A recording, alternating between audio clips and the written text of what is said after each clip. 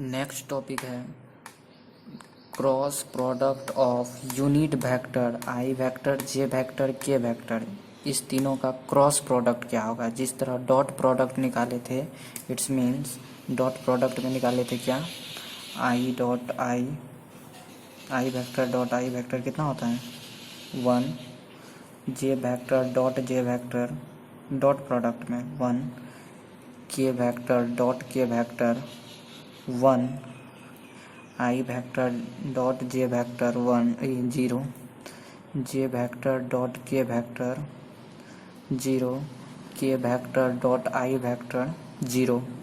उसी तरह देखेंगे अब क्रॉस प्रोडक्ट में, मतलब i vector cross i vector क्या होता है, जे वेक्टर क्रॉस जे वेक्टर क्या होता है, के वेक्टर क्रॉस के वेक्टर क्या होता है, i vector cross J vector क्या होता है, जे वेक्टर क्रॉस के वेक्टर क्या होता है, के वेक्टर क्रॉस आई वेक्टर क्या होता है। इसको समझेंगे। Cross product of unit vector का क्रॉस प्रोडक्ट, जिस तरह डॉट वेक्टर निकाले थे इससे पिछले वाला लेक्चर में, उसी तरह क्रॉस प्रोडक्ट निकालेंगे। 3 वेक्टर दिया हुआ है आई जे के, यह एक्स एक्सिस को सूचित करता है, यह वाई एक्सिस या जेड एक्सिस। पहले एक इमेज बनाते हैं।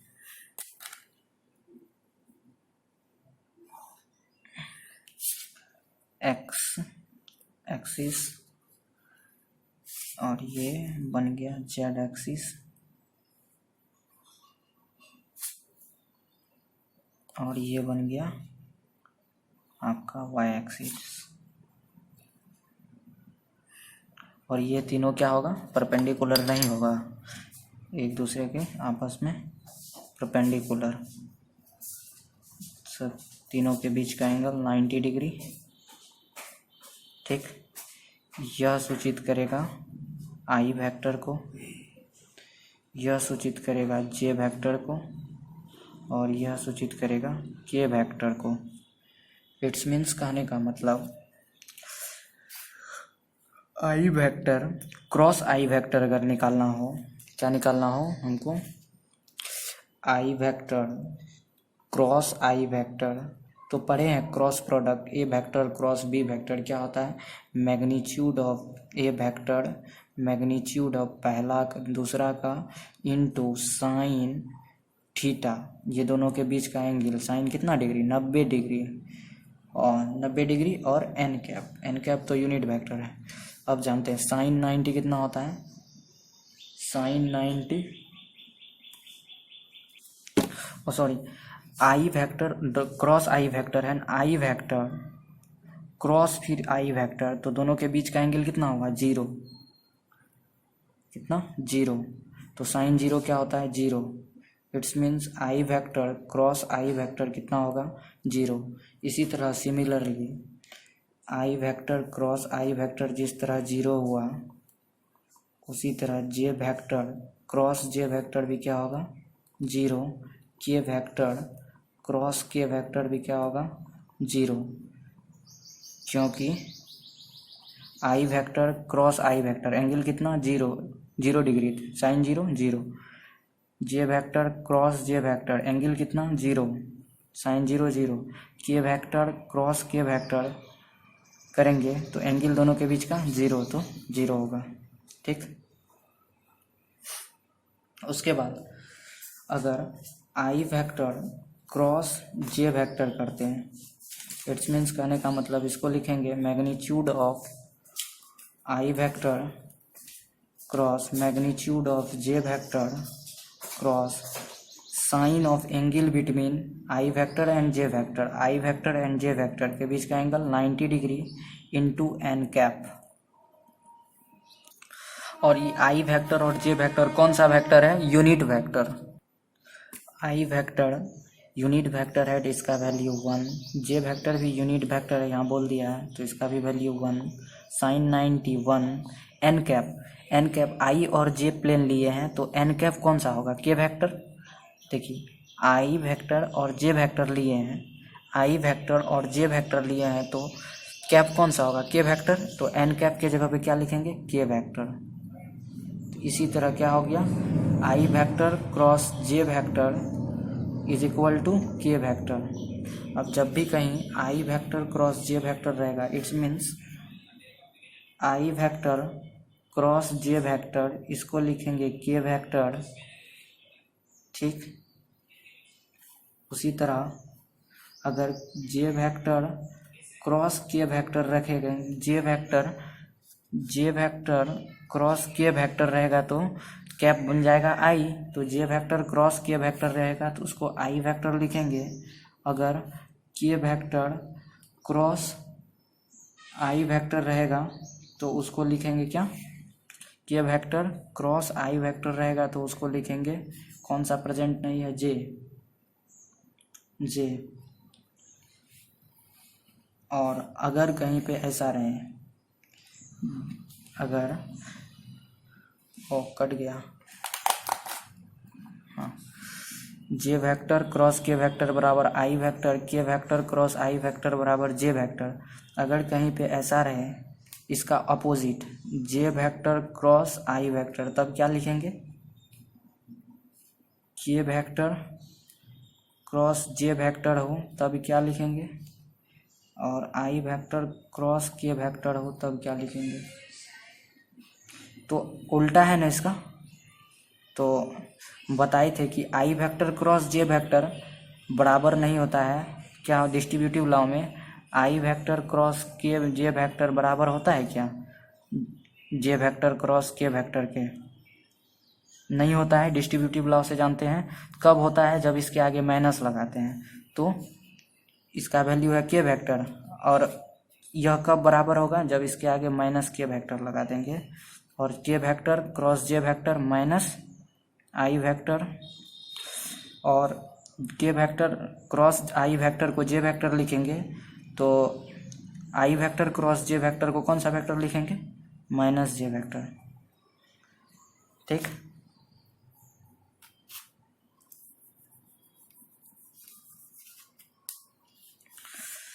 अब देखते हैं, थोड़ा दिमाग कन्फ्यूजन हो गया तो एक सर्कल लेते हैं फार्मूला याद करने का।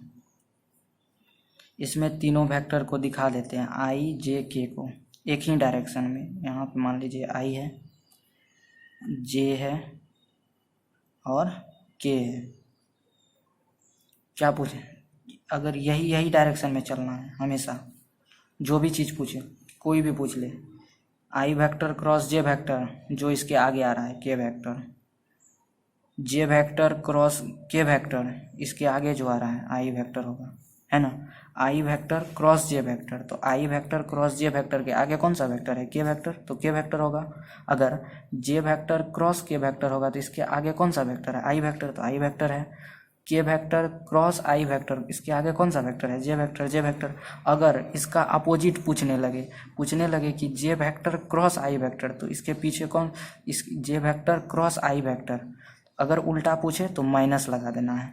के वेक्टर क्रॉस जे वेक्टर, के वेक्टर क्रॉस जे वेक्टर, अपोजिट पूछ रहा है तो माइनस लगा देना है आई में। आई vector cross K vector, opposite पूछ रहा है तो माइनस लगा देना है, ठीक।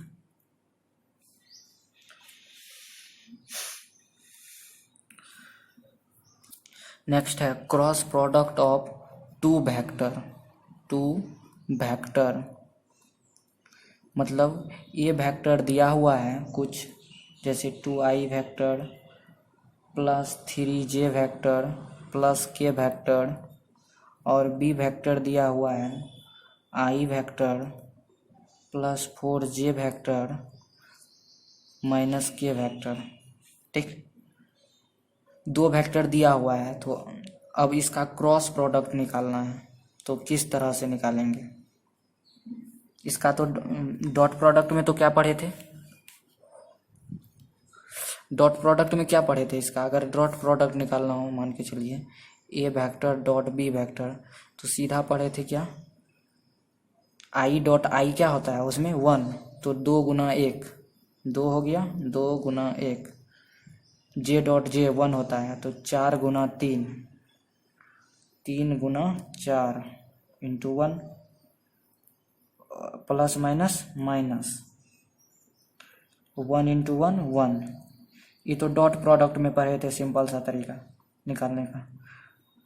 14 में से गया 13, स्केलर प्रोडक्ट निकला। डॉट प्रोडक्ट को कौन सा स्केलर प्रोडक्ट बोलेंगे। लेकिन अगर क्रॉस प्रोडक्ट आ जाए तो अब कैसे निकालना है उसको, तो उसको निकालने के लिए सीखेंगे। क्रॉस प्रोडक्ट को निकालने के लिए हम लोग डिटर्मिनांट पढ़े हैं, डिटर्मिनांट के तरीका से निकालेंगे। 3x3 ऑर्डर का डिटर्मिनांट जो है, 3x3 ऑर्डर का क्यों लेंगे, क्या है कि आई जे के है, 3 है, तो 3x3 ऑर्डर का डिटर्मिनांट लेना पड़ेगा। डिटर्मिनांट में क्या करते हैं, सिंपल सा 2 लाइन खींचते हैं। फर्स्ट वाला रो में आई जे के को दिखा देंगे, आई वेक्टर, जे वेक्टर और के वेक्टर। सेकेंड का रो में फर्स्ट वाला वेक्टर का कोफिशिएंट को लिखेंगे साइन के साथ, +2 +3 +1। थर्ड वाला रो में सेकेंड वाला वेक्टर का कोफिशिएंट को लिखेंगे, इट मीन्स +1 +4 -1। ठीक, इस तरह एक डिटर्मिनेंट बन गया। अब इसको हम लोग क्या करते हैं, खोलने के लिए जानते हैं डिटर्मिनेंट को कहाँ से खोलते हैं, यहाँ से खोलते हैं, कहीं से भी खोल सकते हैं, यहाँ से खोलते हैं प्रॉपर। तो क्या होगा, जहाँ से खोलेंगे उसको लिखेंगे, ब्रैकेट देंगे, इसको यहाँ से ऐसे बंद करेंगे और जो भी डिटर्मिनेंट बचा उसको सॉल्व करेंगे। तो कौन सा बचा है, 3 1 4 -1। अब इसको सॉल्व करेंगे ऐसे ऐसे, 3 एकम 3 -3 -4। अब उसके बाद नेट ऑफ साइन का यूज करेंगे, यहाँ का साइन प्लस होता है, यहाँ का साइन माइनस। उसके बाद जे, उसके बाद फिर क्या करेंगे, जे जिस रो और कॉलम में है उसको बंद करेंगे। फर्स्ट रो में है इसको बंद कर दिए, सेकेंड कॉलम में है इसको बंद कर दिए। तो जो डिटर्मिनेंट बचा, कौन सा बचा, 2 1 1 -1। देखिए इसको बंद किए, इसको बंद किए, तो क्या बचा, 2 1 1 -1। अब इसको खोलेंगे तो क्या हो जाएगा, -2 -1। अब उसके बाद कौन सा वेक्टर है, के वेक्टर, प्लस के वेक्टर। अब इसको जो रो और जो कॉलम में है के, उसको ऑफ करेंगे। अब जो डिटर्मिनेंट बचा उसको खोल देंगे। तो कौन सा बचा है, 2 3 1 4। तो 2 × 4 -1 × 3 मतलब 8 -3। ठीक, ये डिटर्मिनेंट प्रोसेस से खुलता है। डिटर्मिनेंट ऐसा करते हैं, डिटर्मिनेंट आप लोग पढ़े ही होंगे पिछले सेमेस्टर में। तो क्या हो गया, -7i +3j +5k, किसका वैल्यू हो गया, ए वेक्टर क्रॉस बी वेक्टर का। ए वेक्टर क्रॉस बी वेक्टर का वैल्यू कितना हो गया, इतना। अभी बताए थे ना, क्रॉस प्रोडक्ट को क्या बोलते हैं, वेक्टर प्रोडक्ट भी बोलते हैं। तो 2 वेक्टर को गुना किए तो वेक्टर के फॉर्म में आंसर आया, लेकिन डॉट प्रोडक्ट अभी निकाले थे इसी का, तो क्या आया था, स्केलर के फॉर्म में। इसीलिए डॉट प्रोडक्ट को क्या बोलते हैं, स्केलर प्रोडक्ट, और क्रॉस प्रोडक्ट को क्या बोलते हैं, वेक्टर प्रोडक्ट। अब क्रॉस प्रोडक्ट में देखेंगे कि डिस्ट्रीब्यूटिव लॉ फॉलो करता है कि नहीं। प्रूफ का तो उतना ज़रूरत है नहीं, सिर्फ बता देते हैं कि डिस्ट्रीब्यूटिव लॉ फॉलो करता है।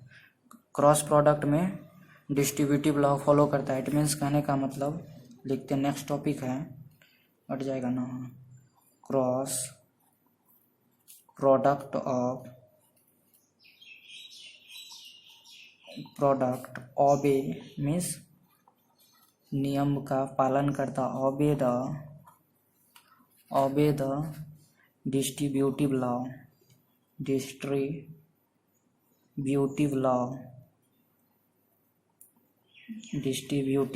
लॉ।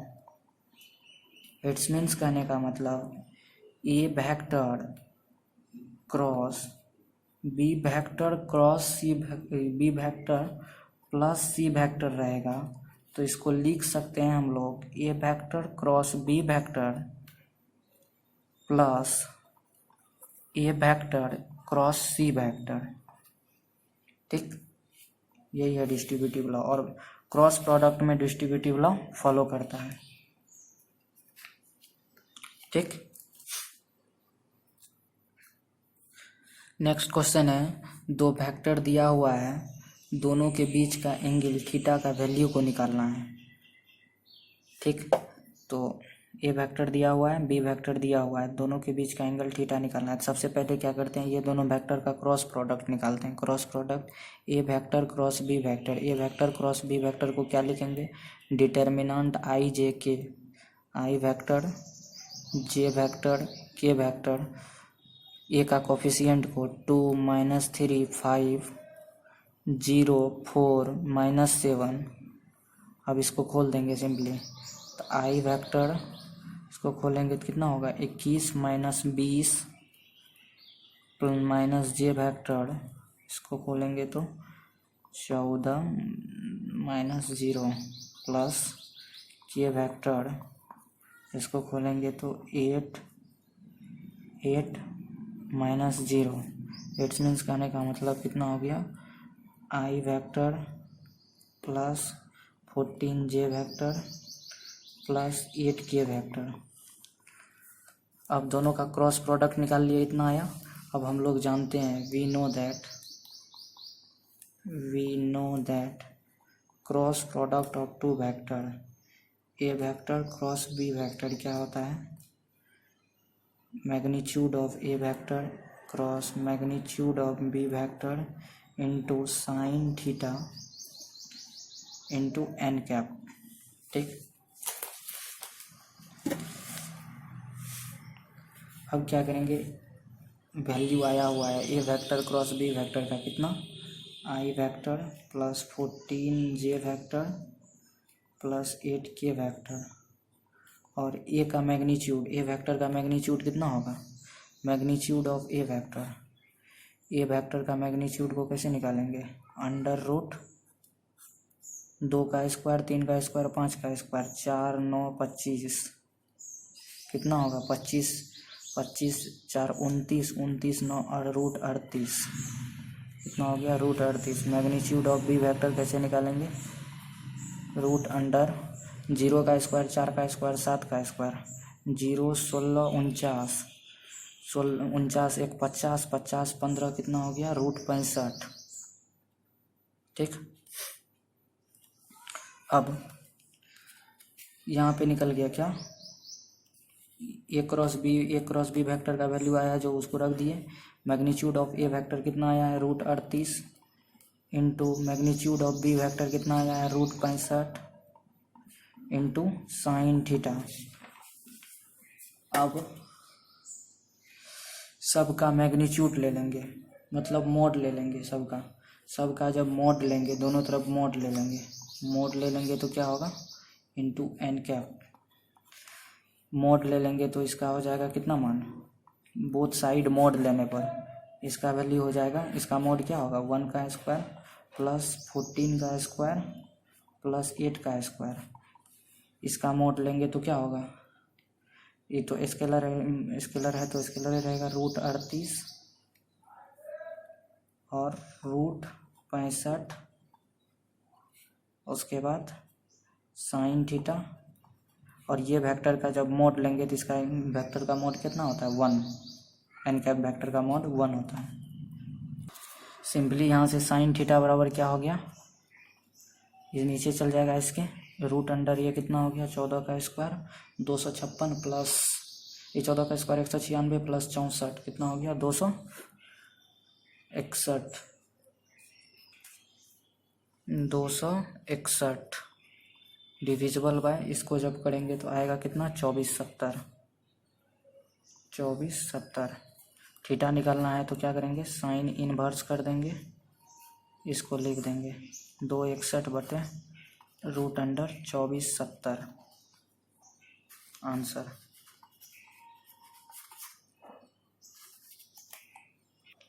नेक्स्ट क्वेश्चन है, प्रूव दैट, क्या प्रूव करना है, A vector cross B vector plus C vector plus B vector cross C vector plus A vector plus C vector cross A vector plus B vector is equal to 0 होता है। इसको prove करके दिखाना है। तो LHS से चलते हैं, A vector cross B vector plus C vector. अब इसको खोलेंगे तो हम लोग जानते हैं कि डिस्ट्रीब्यूटिव लॉ फॉलो करता है। डिस्ट्रीब्यूटिव लॉ फॉलो करता है तो इसको लिख सकते हैं A vector cross B vector plus A vector cross C vector. इसको भी खोल देंगे, B vector cross C vector, B vector cross A vector, C vector cross A vector plus C vector cross B vector. अब देखिए A vector cross B vector, देखते हैं कहीं B vector cross A vector है, B vector cross A vector है।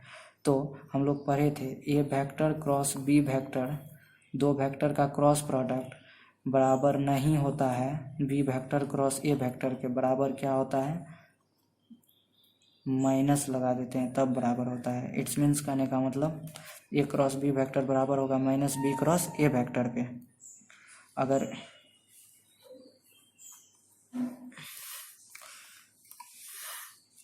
It's means कहने का मतलब A vector cross B vector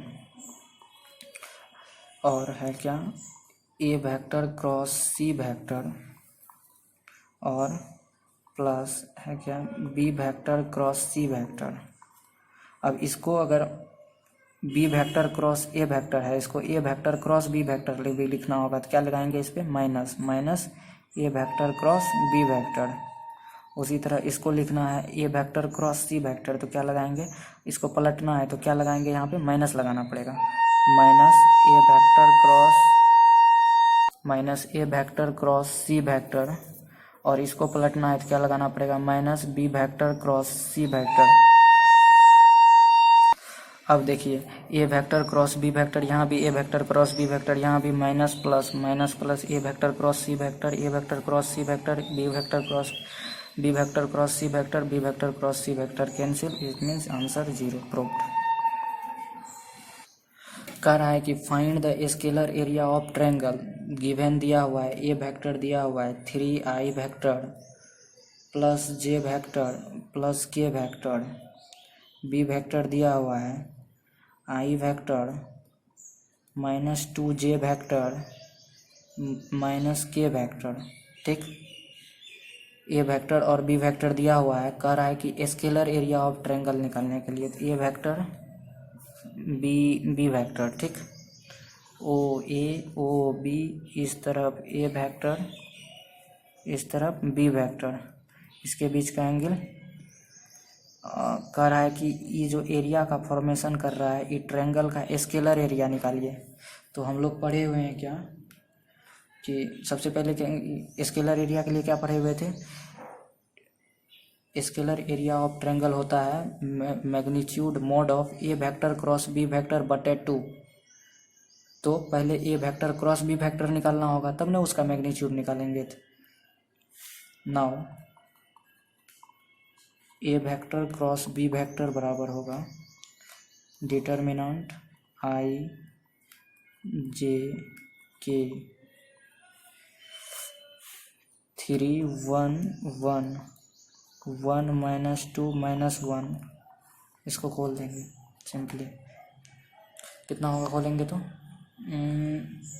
खोलेंगे जब तो आई माइनस 1 और ये हो जाएगा प्लस 2 प्लस जे माइनस 3 माइनस 1 प्लस के, यहाँ पे माइनस होगा, ठीक, के माइनस 6 माइनस 1। डिटर्मिनेंट को खोल दिए। अब लिखेंगे I vector plus 4j vector minus 7 के वेक्टर, ठीक। अब ये वेक्टर क्रॉस बी वेक्टर निकल गया। अब हम लोग जानते हैं क्या स्केलर एरिया ऑफ ट्रायंगल क्या होता है। अभी फार्मूला पढ़े थे स्केलर एरिया ऑफ ट्रायंगल होता है mod of A vector cross B vector divisible by 2। It means A vector cross B vector ये निकला, इसका magnitude i vector plus 4 j vector minus 7 के वेक्टर बटे 2 कट गया, हाँ बटे 2। इसका वैल्यू कितना हो गया, रूट अंडर आ रहा है, हाँ 1 का स्क्वायर प्लस 4 का स्क्वायर माइनस 49 प्लस 49, ठीक बटे 2। जब इसको सॉल्व करेंगे तो कितना आएगा, 49 प्लस 16 प्लस 1 16 1 17 17 49 रूट 66 बटे 2 स्क्वायर यूनिट। ठीक, इस लेक्चर में इतना ही। अब डॉट प्रोडक्ट का सारा सवाल, क्रॉस प्रोडक्ट का सारा सवाल बन जाना चाहिए। Thank you.